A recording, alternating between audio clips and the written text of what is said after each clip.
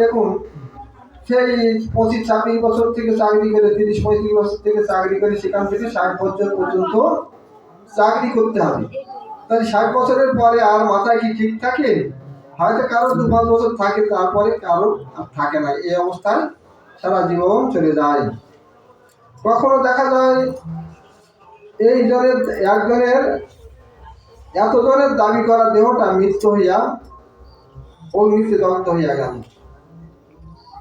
একদিন কি হয়, এতজন, কেউ বলতো পিসেমশাই, কেউ মাসেমশাই, কেউ কাকা, কেউ জেঠু, কেউ বাবা মা, কত কি বলতো, তাই তো?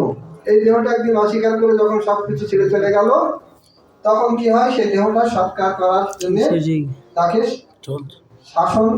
শ্মশানে নিয়ে তাকে পুড়িয়ে ফেলতে হয়। তা পুড়িয়ে ফেললে সে অস্বীকার করে চলে যায়। আবার এই মৃত্যু দেহ দগ্ধ হয়ে গেল, বা শ্রীকার কুকুর আদি উদার স্বার্থ হয়ে গেল, তারাও হয়তো খেয়ে ফেললো। যদি দেহটা সৎকার না হলো, তাহলে তারা খেয়ে ফেলে। সুতরাং স্বামীর দেহটি যে কাহার, এই দেহের উপরে যে কতজনের দাবি আছে তা গণনা করিয়া শেষ করা যায় না। একটি দেহ যতজনের কাজে